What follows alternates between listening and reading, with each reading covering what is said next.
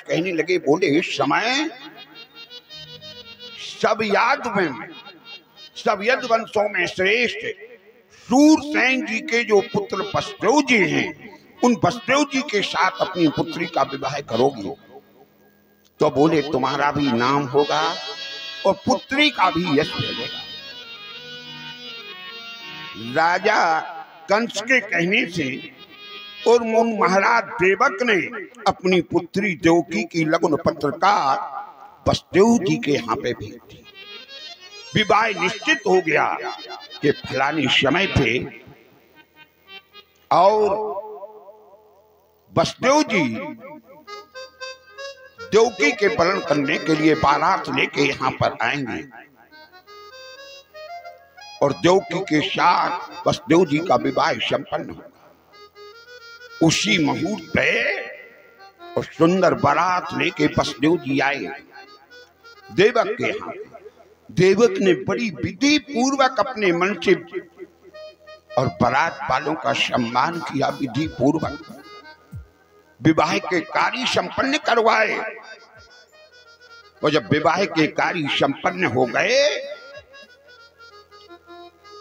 तो उस समय देवक ने अपनी पुत्री देवकी को बोले दहेज में क्या है अपनी याद, बोले गजा नाम चतशतम, बोले 400 हाथी अपनी पुत्री देवकी को दहेज में प्रदान किए। और बोले रथा नाम 18शतम, बोले 1800 रथ अपनी पुत्री देवकी को दहेज में प्रदान किए। और बोले अश्वा नाम 15,000, बोले 15,000 घोड़े अपनी पुत्री देवकी को दहेज में प्रदान किए। ये भागवत महापुराण की कथा जो आप लोग सुन रहे, इसमें लिखा जो हम आप लोगों को बतला रहे।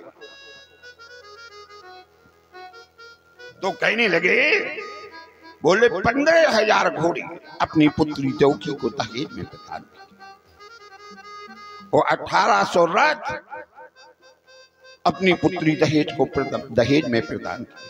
और बोले दासी नाम शतद्वयम, बोले 200 दासियां अपनी पुत्री देवकी को दहेज में प्रदान किए। इतनी विधि पूर्वक विवाह संपन्न किया महाराज देवक। और जब विदा का समय आया तो उस समय राजा कंस को बड़ी खुशहाली थी कि इनने हमारे बताए हुए घर में और विवाह कर दिया। तो राजा कंस तो इतने प्रसन्न थे कि रथ लेके और राजा कंस वसुदेव और देवकी को रथ में बिठा के बाहर गांव तक भेजने के लिए जा रहे। बड़ी खुशहाली। जहां से रथ लेके राजा कंस थोड़ी दूर चले, उसी समय आकाशवाणी हुई। बोले ततो कंस रे कन आकाशवाण्यां जगादु। उस समय आकाशवाणी हुई। क्या आकाशवाणी? बोले हे मूर्त्वाम्यां भगिनी वैश्या अष्टमो गर्भस्त्वाम हनिष्यति। ये आकाशवाणी हुई। कंस, जिस बहन को तुम इतने प्यार और सत्कार के साथ बाहर गांव तक भेजने के लिए जा रहे, उसी बहन के 8वें गर्भ से जो भी पुत्र पैदा होगा उसके द्वारा तेरी मृत्यु हो जाएगी। ये आकाशवाणी। हे मूर्ख पापी चंडाल, जिस बहन को तू इतने प्यार और सत्कार से बाहर गांव तक भेजने जा रहा, उसी बहन के 8वें गर्भ से जो भी पुत्र पैदा होगा उसके द्वारा तेरी मृत्यु हो जाए। जहां राजा कंस ने जाए आकाशवाणी सुनी, उसी समय राजा कंस ने और रथ रोक दिया। रथ खड़ा करके रथ के नीचे उतरा राजा और अपनी बहन देवकी के बालों को पकड़ा और बालों को पकड़ के तलवार लेके और मारने के लिए तैयार हो गया। जब तलवार लेके मारने को तैयार हो गया, उस समय वसुदेव जी समझाने लगे। बोले कंस, बताओ ये तुम्हारी बहन का विवाह का समय है, और विवाह पर्वणि कथम हन्यता, विवाह के समय पे काय के लिए तुम बहन को मार रहे? बोले ना जिसने अपनी ससुराल का मोह देखा, ना अपनी सास का सुख देखा, ना ससुर का सुख देखा, और तुम इसे यहीं रास्ते में मार रहे। कंस बोले बताओ, जिसकी कूख से हमारी मृत्यु पैदा हो गए उसे हम आज ही समाप्त क्यों ना करते? तो बोले फिर मृत्यु कहां से प्रकट होगी? वसुदेव जी समझाने लगे, सुनो कंस, जिस किसी ने भी जीवन में शरीर को प्राप्त किया है उसे एक ना एक दिन त्यागने का विधान निश्चित है, उसकी मृत्यु का समय निश्चित है। मृत्यु तो एक बहाना लेके आती है हर किसी के पास। अब बोले तुम्हारी मृत्यु और तुम्हारी बहन के पुत्र से लिखी। बोले हम बहन को मार दें? हाँ। बोले बहन को मार दो तो क्या? बोले तुम मृत्यु से बच जाओ, मृत्यु दूसरा बहाना ढूंढ लेगी, लेकिन मरना तो पड़ेगा। तो वसुदेव जी की बातों पे राजा कंस को और क्रोध आ रहा। ज्यों ज्यों वसुदेव जी समझाए, बोले क्यों विधान बताया संसार का?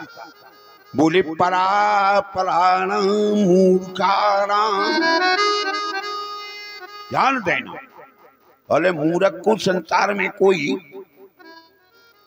चाहे जितना उपदेश दे, चाहे जितना समझाए, ध्यान देना। बोले संसार में परापराणां भुजंगानां केवलम विश्ववर्धनम्, बोले संसार में सर्प को आप चाहे जितना दूध पिलाएं, लेकिन उसमें क्या होगा? बोले उसमें जहर ही पड़ेगा। और बोले उपदेशो ही मूर्खाणां कृकोपाय नाशयन्ते, बोले मूर्ख को चाहे जितना उपदेश देना, लेकिन वे कहीं किसी की बात मानने वाले नहीं। बोले क्यों?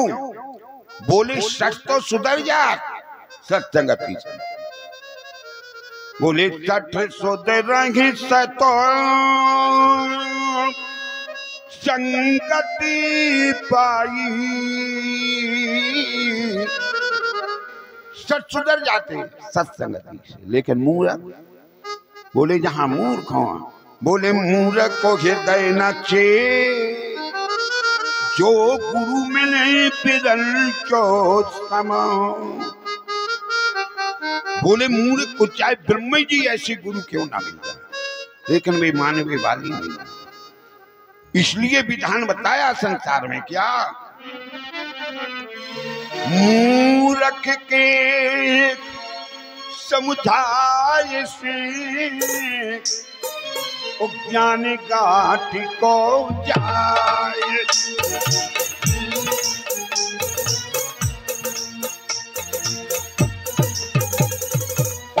और क्या क्यों लाभ हुई न उजिरो, क्यों लाभ हुई न उजिरो, तो मनिता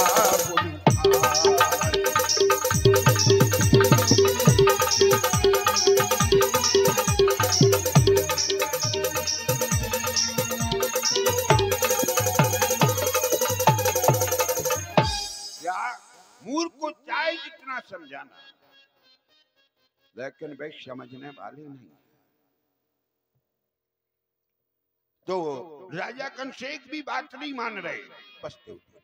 तब वसुदेव जी अंत में ये कहने लगे, बोले सुनो कंस, हमने तुम्हारे कहने से ये विवाह स्वीकार कर लिया, नहीं तो हमारा तो विवाह हो ही गया था। वसुदेव जी का विवाह तो पहले ही रोहिणी जी के साथ में हो गया था। अब बोले तुमने हमें जब कहा जबरदस्ती, तो हमें ये विवाह स्वीकार करना पड़ा। अब बोले हमने तो तुम्हारी बात मान ली, लेकिन तुम हमारी कुछ नहीं सुन रहे। कंस बोले बताओ तुम्हारी क्या सुने? बस देव जी कहने लगे तुम्हें देवकी के लड़कों से परेशानी है, देवकी के 8वें पुत्र से मृत्यु है, तो बोले अब तुम हमारी मान लो। बोले का? बस देव जी कहने लगे सुनो कंस, हम तुम्हें वचन दे रहे कि देवकी के पहले नंबर से लेके जितने पुत्र पैदा होंगे वे सब हम तुम्हारे पास में भेजते जाएंगे, फिर चाहे तुम उन्हें मार डालना या छोड़ देना। तो कंस कहने लगे, बोले ठीक है, लेकिन बोले एक बात है वसुदेव जी। वसुदेव जी बोले क्या? कहने लगे, जिस समय देवकी के 8वें गर्भ का समय आएगा, उस समय पे हम तुम्हें और देवकी को, दोनों जनों को कारागार में बंद कर देंगे। शायद 8वें गर्भ के समय पे तुमने कोई दंड फलाल रच लिया। तो वसुदेव जी कहने लगे, बोले हाँ, ये बात मैं स्वीकार इस शर्त पे। और राजा कंस ने वसुदेव जी के साथ देवकी को पहुंचा दिया और देवकी को लेवा के वसुदेव जी आए। कुछ समय के पश्चात भगवान की ऐसी कृपा, ऐसी दया कि देवकी मैया की कुंठ से पहले पुत्र ने जन्म लिया। और वो पहला पुत्र वसुदेव जी सूपे में रख के और राजा कंस के पास देने के लिए गए। राजा कंस से कहने लगे, बोले लो, ये देवकी की कुंठ से पहला पुत्र पैदा। तो राजा कंस बहुत प्रसन्न हुए, बहुत खुश हुए। बोले वसुदेव जी, तुम जवान के तो पक्के निकले। अब कहने लगा कंस, बोले ठीक है वसुदेव जी, अब तुम इस पुत्र को अपने साथ ले जाओ, और हमारी मृत्यु तो 8वें पुत्र से, इस पुत्र से हमें क्या मतलब। तो वसुदेव जी ने उस पुत्र को उठाया और अपने स्थान को चलने लगे। वसुदेव जी पुत्र को लेके थोड़ी ही दूर चल पाए, और तब तक क्या नारद जी महाराज अपनी बीणा बजाते, हरि गुणान वायद करते और बीणा से वही ध्वनि निकालते। क्या? श्री कृष्ण गोविंद हरे मुरारे, श्री कृष्ण गोविंद हरे मुरारे, श्री कृष्ण गोविंद हरे मुरारे, श्री कृष्ण गोविंद हरे मुरारे।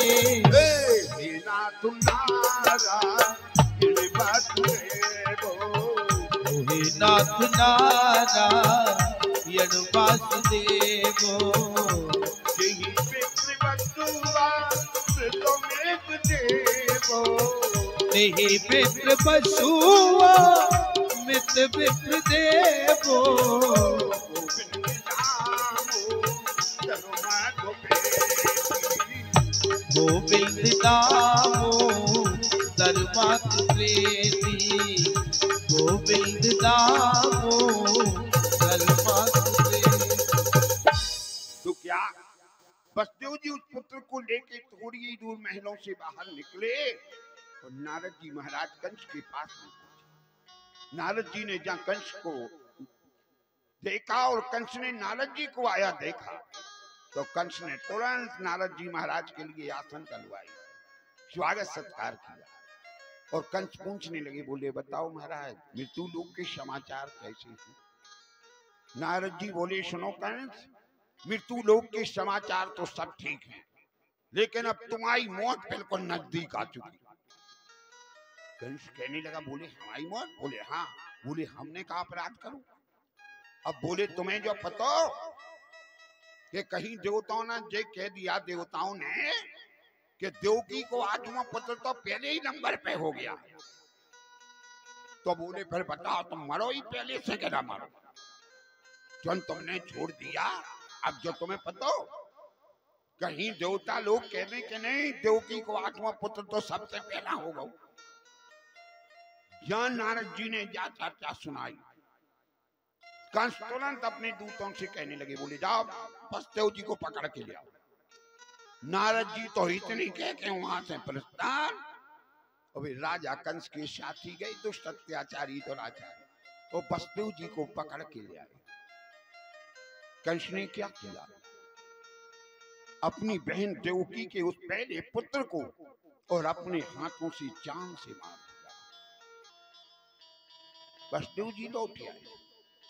इसी प्रकार से देवकी के गर्भ से 6 पुत्रों ने जन्म लिए और वे 6 पुत्र उस दुष्ट अत्याचारी पापी कंस के हाथों से मृत्यु को प्राप्त हुए। देवकी के 7वें गर्भ में बलराम जी आए। जब देवकी के 7वें गर्भ में बलराम जी आए तो उस समय दीनबंधु भगवान ने अपनी योग माया को बुलाया और भगवान अपनी योग माया को समझा के कहने लगे, बोले सुनो योग माया, तुम्हें एक काम करने। बोली क्या?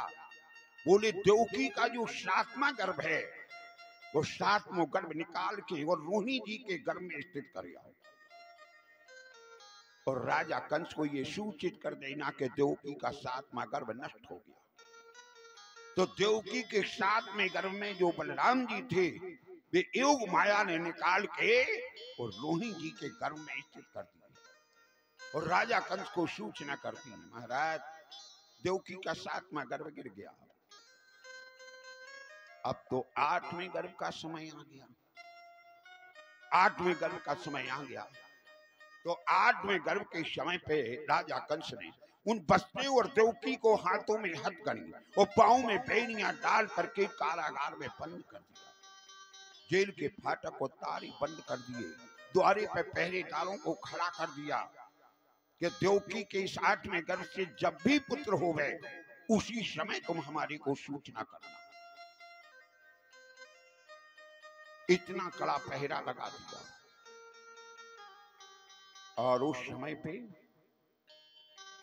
उन भगवान के जब जन्म होने का समय नजदीक आया और राजा कंस का अत्याचार सारी संसार में फैला, गौ ब्राह्मणों की हत्याएं करा रहा,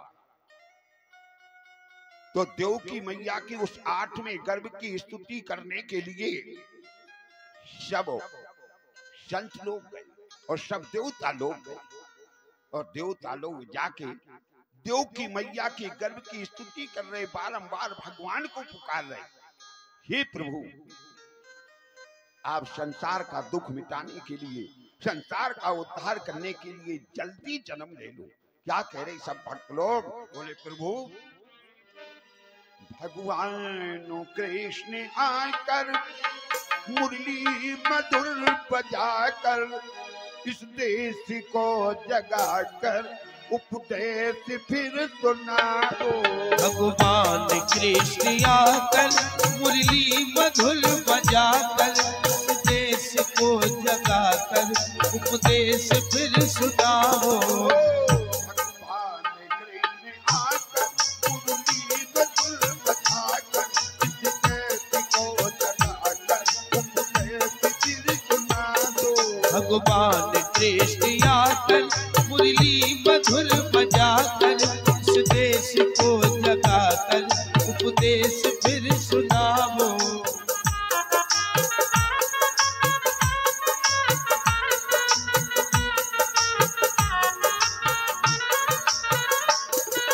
तो क्या कहने लगे भक्त लोग? सभी देवता प्रार्थना कर रहे देवकी मैया के गर्भ की। बोले प्रभु जो राजा कंस गौ ब्राह्मणों की हत्याएं करा रहा, वे गौ में बारंबार करुणामयी आवाज से आपको पुकार रहे। क्या कहने लगे?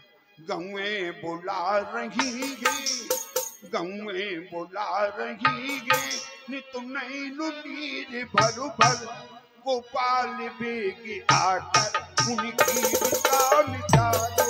गौएं बुला रही नैनों में नींद भर भर गोपाल बेग आकर उनकी विधा मिटाओ।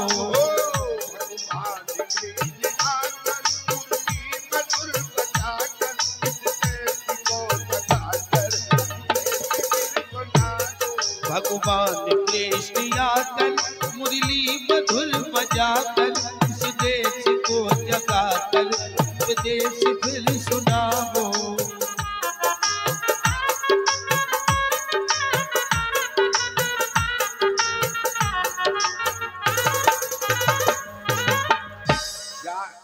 बार बार प्रार्थना कर रहे भगवान से। बोले प्रभु सारे संसार में ये विद्रोह रूपी ज्वाला फैली हुई है, विद्रोह की अग्नि से ये सारा संसार चलने वाला है। बोले प्रभु यही प्रार्थना कर रहे हम, विद्रोह के अनिल से, विद्रोह के अनिल से ये देश जल रहा है, पावन पीयूष धारा फिर नेह की बहा दो। की जलन से ये देश जल रहा है, पवन प्रेस धारा नेह की बहा दो। भगवान कृष्ण आकर मुरली मधुर बजाकर देश को जगाकर उपदेश बना दो। भगवान कृष्ण आकर मुरली मधुर बजाकर देश को जगाकर उपदेश फिर सुनाओ।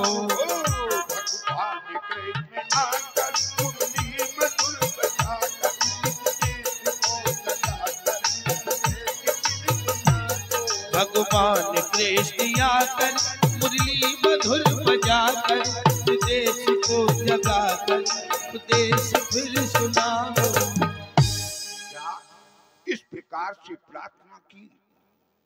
जब सब भक्तों ने, सब देवताओं ने, तो भगवान ने सब भक्तों की, देवताओं की प्रार्थना सुन के अब भगवान के प्रकट होने का समय नजदीक आ गया।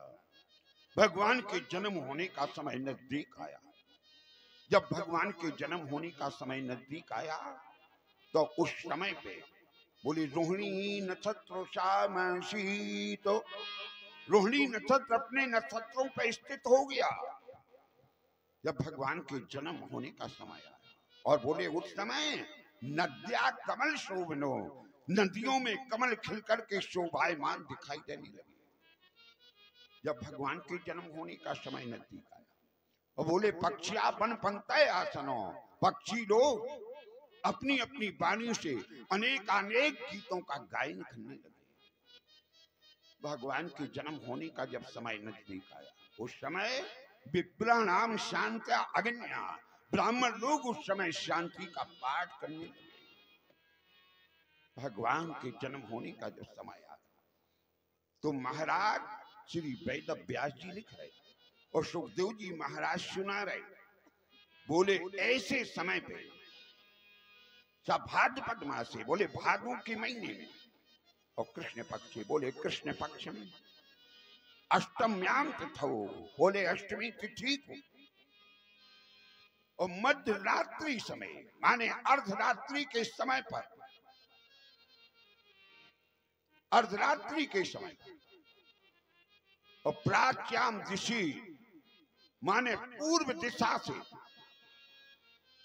और पूर्ण चंद्र, बोले पूरी चंद्रमा के समान ये परब्रह्म परमात्मा ऐसे समय पे भादों के महीने में, जब आगे बच्चियां जितनी बैठी में शांत बैठे हैं और नहीं तो उठकर पीछे चली जाए। ये बातें नहीं कर रही बच्चियां, कल से आगे ना बैठे और पीछे चली जाए जिन्हें बातें करने।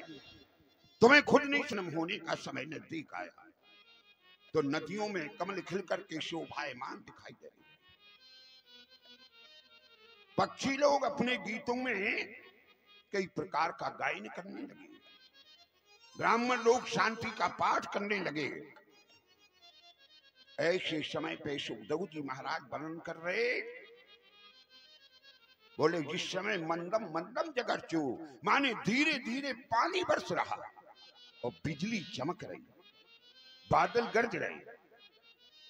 बोले मध्य रात्रि समय माने अर्धरात्रि के समय पर और पूर्ण चंद्रमा के समान शोभायमान सर्वात्मा, सभी की आत्मा में निवास करने वाले वे परब्रह्म परमात्मा दीनबंधु श्री कृष्ण चंद्र आनंद कंद भगवान ऐसे समय पे और मैया द्रौपदी की कूख से उस कारागार में प्रकट होते। भाई बोलो कृष्ण भगवान की जय हो। हाँ बंधु भाई, अब भगवान की जन्मोत्सव पे हमारे ऑर्गन मास्टर बताएगी, सुनाएंगी और फिर भगवान का चरणामृत, भगवान का पंचामृत प्रसाद ले